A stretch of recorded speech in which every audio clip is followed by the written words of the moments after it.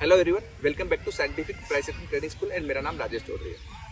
आप लोगों के लिए जो मैं कंटेंट लेके आया हूँ डिमांड एंड सप्लाई के ऊपर। डिमांड जब एक बिगनर होता है, आपने हजार जगह चीजें देखी होती, समझी होती, लेकिन आपको एक ऐसा पर्सन मिले जो चीजों को सिंप्लीफाइड करके बता दे। मीन्स डिमांड एंड सप्लाई की जो आपकी मार्किंग है, जो नॉर्मल मार्किंग है, जो एक्सेप्शनल मार्किंग है, जो क्लोजिंग बेसिस पे मार्किंग है, जो लेवल और द लेवल है, इन चारों को बिल्कुल सिंप्लीफाइड कर दे। इसके बारे में मैंने आपको इन डिटेल बताया। क्लास मैंने रिकॉर्ड करी थी क्योंकि स्टूडेंट्स को मैं साइकोलॉजी सिखाता हूँ, साइकोलॉजी बिल्ड करता हूँ। क्योंकि मैं 19 ईयर के एक्सपीरियंस के बाद ये बोल सकता हूँ कि टेक्निकल एनालिसिस पूरा सीखने के बाद 85% साइकोलॉजी होती है, 15% टेक्निकल एनालिसिस होता है। जो इंस्टीट्यूशन जो एनएससी से डायरेक्ट लाइनें लेकर के बैठे हैं ना, हमारा चार्ट जो 6 से 7 सेकंड डिले होता है, वो पागल नहीं बैठे। आपको चार्ट पे प्रॉपर जो मैंने बताया है, उसके बाद जो 31 वीडियोज की जो प्लेलिस्ट है, ए टू बिगनर गाइड, कि आप शुरू से लेकर एंड तक देखिए। उन सारे वीडियोस को देखिए, चार्ट पे प्रैक्टिस करिए और समझिए कि इंपॉर्टेंट टर्निंग पॉइंट, मार्केट कहाँ से ऊपर जाता है, कहाँ से नीचे जाता है, प्रैक्टिस करिए और इन डेप्थ एनालिसिस को समझिए। और अगर लाइव में आप प्राइस एक्शन ट्रेडिंग सीखना चाहते हो तो डिस्क्रिप्शन नंबर दिया, वहाँ से मेरी साइकोलॉजी 19 साल का जो एक्सपीरियंस है, आप उसको महसूस कर सकते हो, आप देख सकते हो लाइव में। क्योंकि स्टूडेंट का जितने भी क्लासेस कम करते हैं वो लाइव करते हैं कि प्राइस ऊपर जा रहा है, नीचे जा रहा है, कहाँ बिहेवियर क्या हो रहा है। मैं डायरेक्टली इंस्टीट्यूशन का प्राइस बिहेवियर पढ़ाता हूँ। टेक्निक मैं हमेशा कहता हूँ कि ट्रेडिंग के जो टूल्स हैं, जो इंडिकेटर्स आप स्ट्रेटेजी जो फॉलो करते हैं, सब चीज़ें किसी काम के नहीं, इंस्टीट्यूशन को सब पता है। इवन जो आप बुक भी पढ़ते हो ना, वो क्या पता उन्होंने प्रिंट करा रखी होगी। बहुत सारे इंटरनल सीक्रेट्स मुझे मालूम है क्या होता है क्या नहीं होता। तो आप उन चक्रों में मत पड़िए, मेहनत करिए, साइकोलॉजी को बिल्ड करिए, डेफिनेटली आपके साथ बहुत अच्छा होगा। इस चैनल को सब्सक्राइब कर लीजिए, बेल आइकन को प्रेस कर लीजिए, क्योंकि इंपॉर्टेंट वीडियो जो आएंगे उसके नोटिफिकेशन सबसे पहले आप तक आएगा। चलिए वीडियो शुरू करते हैं। जो हमारा डिस्कस हुआ था डिमांड एंड सप्लाई के ऊपर, कि डिमांड एंड सप्लाई एक नॉर्मल मार्किंग, दूसरी क्लोजिंग बेसिस मार्किंग, तीसरी एक्सेप्शनल मार्किंग एंड चौथी लेवल ओवर द लेवल। जो कि छोटी छोटी बारीकियां, ये अंडरस्टैंड करना जरूरी है टॉप डाउन अप्रोच के साथ। Top down approach, market structure and की जोन्स, ये सब चीजें मैं आपको सिखा चुका हूँ। ये सब चीजें आप पिछले एक महीने में सीख चुके हो ना। जी सर। ओके। एक तो सबसे पहले मार्किंग होती है नॉर्मल मार्किंग, ठीक है। डिमांड एंड सप्लाई के ऊपर इन डिटेल एक वीडियो मैंने ऑलरेडी अपलोड करके रखा हूं, सबने भी देखा होगा, आप लोगों को तो मैं सिखा चुका हूं। तो बेसिकली चार्ट पे देखिए कि एक डिमांड जोन होगा, एक सप्लाई जोन होगा। डिमांड एंड सप्लाई जोन क्यों बनते हैं, इसके ऊपर ऑलरेडी उस वीडियो में बताया हुआ है। इवन ट्रेंड लाइंस वाले वीडियो में भी काफी बार मैंने बताया कि डिमांड सप्लाई जोन बनते क्यों। उस बारे में मैं नहीं जा रहा, मैं मार्किंग बता रहा हूँ ओनली, ठीक है।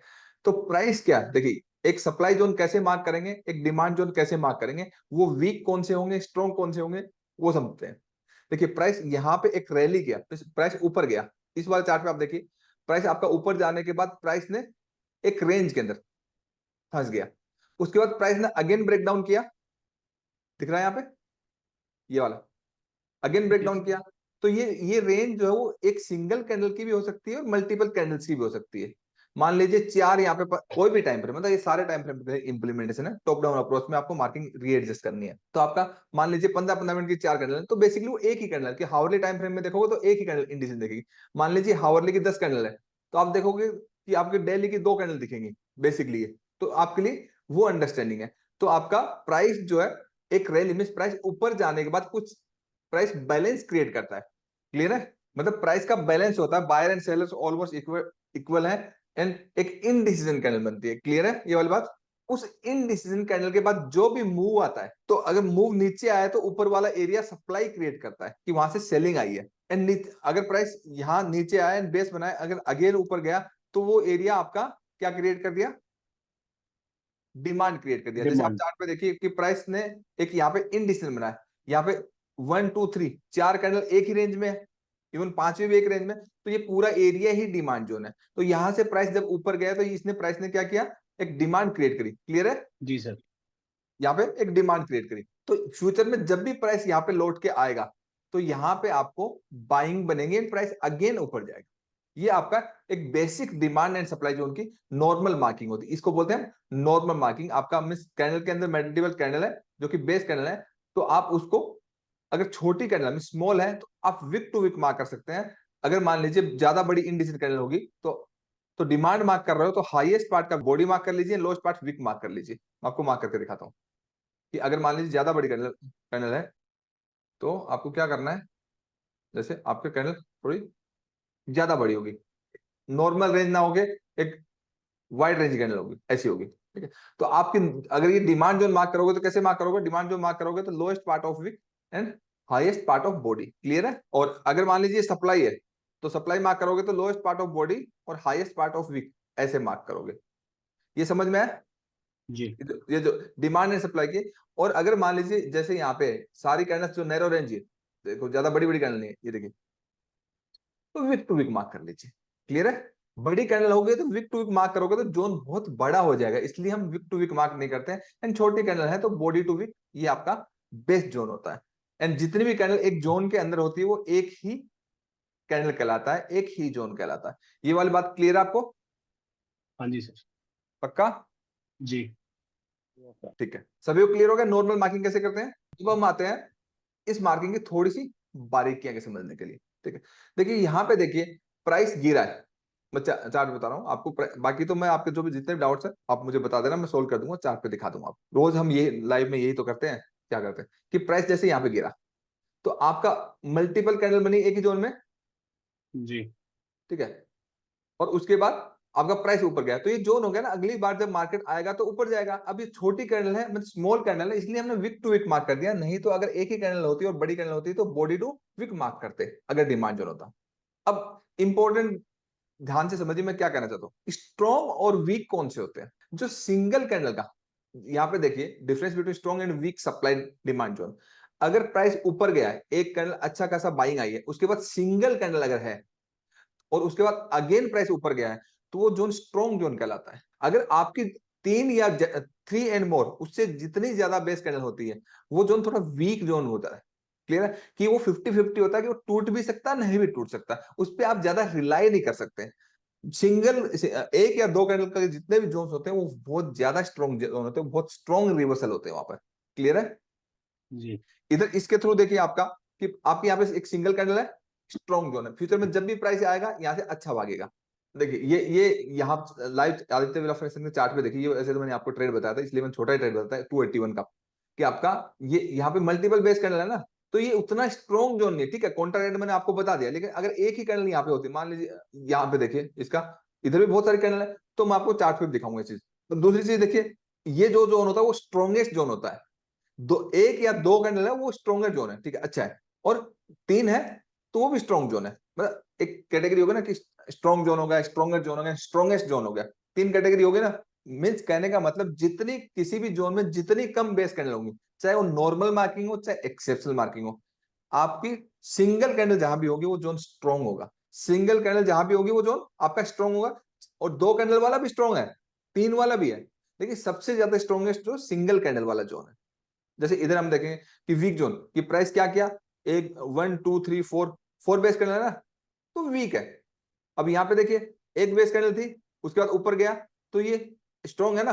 और यहाँ पे देखिए, यहाँ पे आपका प्राइस अच्छा ऊपर गया है, मतलब फ्यूचर में जब यहाँ पे लौट के आएगा ये प्राइस, ठीक है, ये प्राइस जब लौट के आएगा तो ये ज्यादा स्ट्रॉन्ग है। क्योंकि यहाँ पे जब इसने वापस टेस्ट किया तो ऑर्डर पिकअप कर लिया, आधे ऑर्डर पहले ही खा गया, तो ये स्ट्रॉन्ग है, उतना ज्यादा स्ट्रॉन्गेस्ट नहीं है। क्लियर? जैसे प्राइस आपका इसी डिमांड जोन में आया, आने के बाद प्राइस वापस ऊपर जाता है, वापस अगर इसी को टेस्ट कर लेता है वापस फिर ऊपर जाता है, तो पहले ही अपनी स्ट्रेंथ ले चुका ना ये। और मान लीजिए जोन के अंदर प्राइस आया और डिमांड जोन के अंदर, और डिमांड जोन में आता ही सीधा वन वे निकल जाता है अगेन फ्रेश डिमांड बना करके, तो अगली बार के लिए बहुत ज्यादा स्ट्रॉन्ग हो जाएगा ना ये। जी ये बारीकियां समझ में आई? जी सर। अब समझिए आप closing basis marking, normal marking समझ में आई अच्छे से आपको कि नॉर्मल मार्किंग कैसे देखते हैं, स्ट्रॉन्ग क्या है वीक क्या है। अब क्लोजिंग बेसिस मार्किंग क्या होती है? एक तो कैंडल क्लोज होती है, जैसे कोई भी बुलिश कैंडल बनती है, ठीक है, उस बुलिश कैंडल में क्या होता है, ओपन जो होता है वो नीचे की साइड होता है। क्लियर है? ये ओपनिंग पॉइंट होता है, उसमें प्राइस एक लो लगाता है, उसको लोअर वीक बोलते हैं या लोअर शैडो भी बोल सकते हैं। प्राइस ने एक लो लगाया, फिर प्राइस ने एक हाई लगाया, और ये ऊपर वाला एरिया इसको अपर शैडो बोल देंगे, अपर वीक बोलेंगे। इसकी क्लोजिंग ऊपर आई और ये बॉडी है, मतलब बुलिश है ना, मतलब आपकी एक ग्रीन कैंडल मतलब बुलिश है, मतलब ऊपर जा रही है। क्लियर है? तो ये कैंडल का क्या हो गया, एक ओपन हो गया, एक हाई हो गया, एक लो हो गया, एक क्लोज और हो एक गया। क्लोज हो गया। ठीक है, ऐसी रेड कैंडल कहाँ होगी, ऊपर ओपन कहाँ होगी, ऊपर साइड ओपन ऊपर होगी सर, होगी। रेड ऊपर होने के बाद क्लोजिंग उसकी नीचे आएगी। डाउन साइड होगी सर। बट प्राइस एक लो भी लगा सकता है नहीं भी लगा सकता, वो कैंडलस्टिक वाला मैंने बना के रखा हुआ है, अभी जल्दी अपलोड करेंगे। प्राइस ने इधर एक लो लगाया एंड उधर एक हाई लगाया, ठीक है, और ये अपर वीक में इसको अपर शैडो बोल सकते हैं, ये लोअर वीक इसको लोअर शैडो हम बोल सकते हैं। तो ये तो बात होगी कैंडलस्टिक में, अपने एक इंडिविजुअल कैंडल के अंदर भी हाई लो है ना, तो वो तो कैंडल्स का होगा ना, लेकिन multiple candles as a wave अगर ऊपर जा रही है, ऐसे ऐसे यहां से लेकर ऊपर जा रहा है, फिर यहां से ऐसे ऊपर जा रहा है, फिर ऊपर जा रहा है, फिर ऊपर जा रहा है, फिर ऊपर जा रहा है, फिर ऊपर जा रहा है, क्लियर है? ठीक है, तो ये मल्टीपल कैंडल्स जो है ये मिल करके एज ए वेव, जब मल्टीपल वेव एक ही रेंज में चलता है प्राइस, तो वो रेंज बाउंड मार्केट कहलाता है। क्लियर है ये वाली बात? जी सर। तो उसमें मार्किंग जो होती है, इस रेंज में जो हाईएस्ट ग्रीन कैंडल क्लोज होगी, जैसे आप इस रेंज में देखेंगे तो यहाँ पे हाईएस्ट ग्रीन कैंडल ये क्लोज है, जी।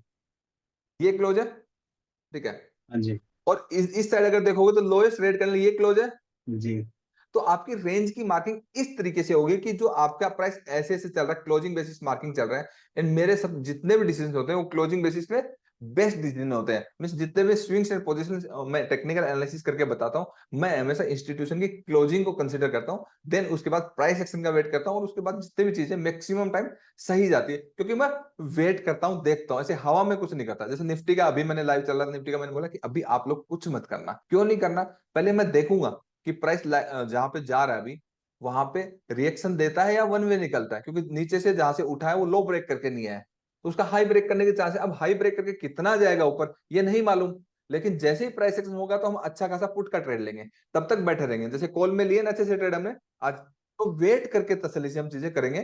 कोई जल्दबाजी नहीं, क्योंकि मार्केट ऊपर जाएगा या नीचे जाएगा सब कुछ बता के जाता है, दिखा के जाता है, हमें वेट करना, कोई जल्दबाजी नहीं है। तो भागे भाग से चीजें सही नहीं होती। तो ये क्लोजिंग बेसिस में समझ में आया? किसी को डाउट तो नहीं है? No sir. Closing basis basically highest part of body जो ग्रीन करना है, लोएस्ट पार्ट ऑफ बॉडी। अब इसको ट्रेड करने का जो तरीका मैंने आप लोगों को बताया एंट्रीज की क्लास में, कि प्राइस जो है इसके ऊपर जो भी कैंडल क्लोज हो जाती है, जो भी कैंडल क्लोज होती है उसकी लोज नहीं निकलनी चाहिए। क्लियर है? अगर निकल गए तो प्राइस बॉटम पे वो अटेम्प्ट करे, वो ब्रेकआउट फेलियर है। इसके बारे में हम क्लासेस में पूरी साइकोलॉजी के हिसाब से हम बात करते हैं, T1 से लेकर T5, टाइप 1 से लेकर टाइप 5, वैल्यू एरिया, आपका मार्केट सेक्शन में टॉप डाउन अप्रोच, उसके अकॉर्डिंग ये सब चीजें मैंने आपको इन डिटेल पूरी साइकोलॉजी दी है कि आपको कहां पे बाई करना चाहिए, कहां पे सेल करना चाहिए, इंस्टीट्यूशनल रिटेल ट्रेडर को कहां पे ट्रैप करेंगे, ये सब चीजें मैं आपको सिखा चुका हूं। और फिर आपको अगले बैच में जो 17 तारीख को हम स्टार्ट करेंगे, 17 जून से, उसमें दोबारा रिपीट कर लेना। एंड तब तक आपकी क्लासेस कंटिन्यू चल रही है, आप सब लोगों के साथ साथ में प्रैक्टिस कर लेना। तो क्लोजिंग बेसिस सभी को समझ में आया? जी सर। ये इसलिए मैं रिकॉर्ड कर रहा हूँ ताकि रिपीट कर लो, कि जो नया बंदा एक बार देख ले कि यहाँ क्लोजिंग बेसिस, बाकी तो साइकोलॉजी तो क्लास में मिलेगी। ओके, ये क्लियर हो गया। अब हम बात करते हैं किसकी? दो मार्किंग होती है, एक एक्सेप्शनल मार्किंग और एक लेवल ओवर द लेवल। ये इंपॉर्टेंट चीज है, इसको कभी भूलना नहीं है। कौन सी मार्किंग?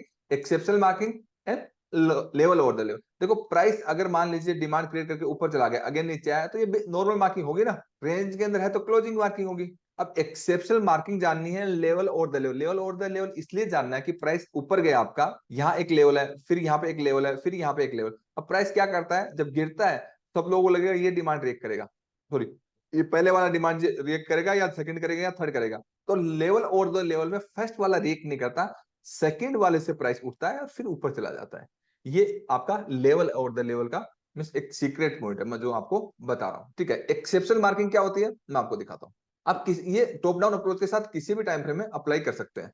जैसे आप सपोज करें पीछे का चार्ट मुझे नहीं मालूम, यहीं से चार्ट शुरू हुआ है, तो यहाँ पे वीक छोड़ी है प्राइस ने, नीचे साइड जी। वीक है, तो यहाँ पे अगर जो आप मार्किंग करने जाओगे तो क्या ऐसे थोड़ी मार्क करने जाओगे कि आप इसको बेस कैंडल मानोगे, ऐसे थोड़ी मार्क करोगे। बेस कैंडल का मीनिंग क्या है? बेस कैंडल वो कैंडल होती है जिसमें विक जो है बॉडी के कंपैरिजन में 50% से ज्यादा हो। इसमें ऐसा कोई क्राइटेरिया है क्या? No sir. आप इसको बेस कैंडल मान सकते हो, ये तो फुलफिल करती है ना। जी बिल्कुल। तो ये तो नॉर्मल मार्किंग है, हाँ इसको जी। आप बेस कैंडल मान सकते हो, एंड इसको आप डिमांड जोन भी मान सकते हो, यहां से ऊपर गया। लेकिन demand and supply zone marking ये सब चीजें जो है ना 50-50 है, अगर आपकी टॉप डाउन अप्रोच क्लियर नहीं। जैसे मैंने आपको मार्केट स्ट्रक्चर की जोन से लेकर के आपको top down multi time frame analysis, long term, medium term, short term, जो आपको T1 से T5 तक सिखाया, वो अप्रोच से ही पैसा बनता है। बेसिकली वो साइकोलॉजी है। तो टॉप डाउन अप्रोच क्लियर होना आपकी जरूरी है। क्लियर है वाली बात? तो जी सर। यहां पे इस सिनेरियो में नॉर्मल मार्किंग नहीं हो सकती ना, ये तो एक एक्सेप्शनल केस हो गया। तो इस सिनेरियो में क्या होगा कि अगर डिमांड आप मार्क कर रहे हो तो आपका देख लो कि बॉडी कौन सी हाईएस्ट लेवल पे है। ये मतलब नीचे की साइड देखो तो हाईएस्ट लेवल दिख जाएगा ना, ऊपर की साइड देखो तो लोएस्ट लेवल दिखेगा। And lowest part of wick क्या है? तो ये आपकी एक्सेप्शनल मार्किंग है। क्लियर है? अगर आप टॉप डाउन अप्रोच के साथ में हो और यहां पे प्राइस आया, मींस आपका बड़े टाइम फ्रेम का व्यू ठीक है, तो यहां पे जैसे ही प्राइस आएगा प्राइस ऊपर भाग जाएगा। और अगर आपका टॉप डाउन एनालिसिस नहीं आता, आपको मार्केट स्ट्रक्चर पूरा कंप्लीट नहीं आता, तो प्राइस इसको ब्रेक कर देगा। कहने का मतलब पूरा नहीं आता तो डिमांड सप्लाई 50-50 काम करेगा। क्योंकि मार्केट के अंदर एक चीज जो चीज कॉमन है, सबको लगता है कि मार्केट ऊपर जाएगा, सब रिटेल ट्रेडर को, तो मार्केट नीचे जाएगा। सब रिटेल ट्रेडर को लगता है कि मार्केट नीचे जाएगा, तब मार्केट ऊपर जाएगा। सबको लगता है ये सप्लाई रिएक्ट करेगा, क्योंकि डिमांड एंड सप्लाई तो कॉमन हो गया ना। एंड ट्रेडिंग व्यू के जितने भी टूल्स हैं, ये सब चीजें ये कॉमन है, ये इंस्टीट्यूशन को पता है। इवन बुक्स भी होती हैं, बहुत सारे बुक्स तो इंस्टीट्यूशन खुद प्रिंट करवाते हैं ताकि मिसअंडरस्टैंड हो सब चीजों।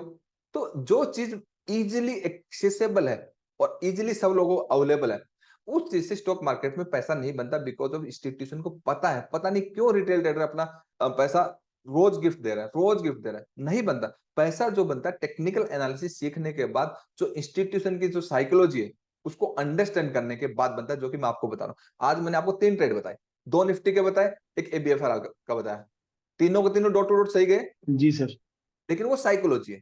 जो मैंने बताया वो साइकोलॉजी, जो 19 साल मैंने एक्सपीरियंस गेन किया वो है। अब साइकोलॉजी हर किसी की बिल्ड हो जाएगी। करना क्या है, जो मैंने सिखाया, जो मैंने वीडियो डाले, भाई उन सब चीजों पे नोट्स बना के चार्ट पर देख करके, चार्ट को देखना पड़ेगा 3 से 6 महीने। हम देखते नहीं, हम ट्रेड करते हैं। ट्रेड जब करते हैं तो लर्निंग नहीं होती। ये बहुत इंपॉर्टेंट बात। प्राइस को ट्रेड करने के लिए किसी इंडिकेटर की, किसी टूल की जरूरत नहीं होती, एक समझ की जरूरत होती है कि कहाँ बाय करना है, कहाँ सेल करना है, कहाँ मुझे निकलना है, कितना रिस्क रखना है, कितना रिवार्ड रखना है। ये एक समझ का पैसा है, ये हवा में नहीं है। तो ये एक्सेप्शनल मार्किंग समझ में है आपको? जी सर। ठीक है। अब आप बाकी बहुत सारी जगह आपको ऐसा दिखेगा, जैसे आप यहाँ देखिए, यहाँ आप नॉर्मल मार्किंग करोगे, एक्सेप्शनल मार्किंग करोगे? इसमें तो नॉर्मल हो गया। नॉर्मल मार्किंग करोगे, ठीक है। और कहाँ का, ये नॉर्मल है, एक्सेप्शनल है? नॉर्मल है, ठीक है। ये भी नॉर्मल है। तो मैक्सिमम सिनेरियो में कौन सी मार्किंग होगी? नॉर्मल। नॉर्मली होगी। कुछ कुछ केसेस में एक्सेप्शनल मार्किंग होगी। ये देखिए एलओटी, आपको एक्सेप्शनल मार्किंग समझ में आई सभी को? जी। ठीक है। एक्सेप्शनल मार्किंग दोबारा अगेन मैं आपको समझा देता हूँ। जैसे प्राइस आपका ऊपर जा रहा है, ठीक है, और नीचे की साइड वीक छोड़ दिया, और ये सारे हाई टाइम फ्रेम में सब में देखना आपको। मतलब ये यूनिवर्सल जो मैं बता रहा हूँ, ऐसा टाइम फ्रेम का कुछ वो नहीं है। जो मैं एजुकेशन देता हूँ वो यूनिवर्सल होती है, सब जगह इंप्लीमेंटेशन होती है। अब नीचे की साइड प्राइस ने बड़ी सी एक वीक लोअर साइड हुआ है, तो ये आपका एक ये डिमांड जोन बनेगा, क्योंकि बेस कैंडल तो वही मार्क करोगे ना बेस कैंडल बनेगी। जी समझ सर। में? जी। Base candle. अब क्या हुआ कि प्राइस क्या करता है, एक वीक प्राइस इधर ऊपर चला जाता है, चला गया, अब ऐसे ऊपर चला गया, फिर और ऊपर चला गया। अब आप क्या करते हो, आप देखते हो कि प्राइस यहाँ नीचे आया और यहीं से ऊपर उठ गया, आपके जोन में ही नहीं आया। ऐसा देखते हो ना? जी सर। बारीकियां बता रहा हूं मैं। ऐसा देखते हो? ऐसा क्यों हुआ? क्योंकि यहां से आप देखोगे ऊपर की साइड एक वीक है और नीचे की साइड एक वीक है। ये भी एक्सेप्शनल मार्किंग है एक रनिंग वेव के अंदर। क्लियर है ये वाली बात?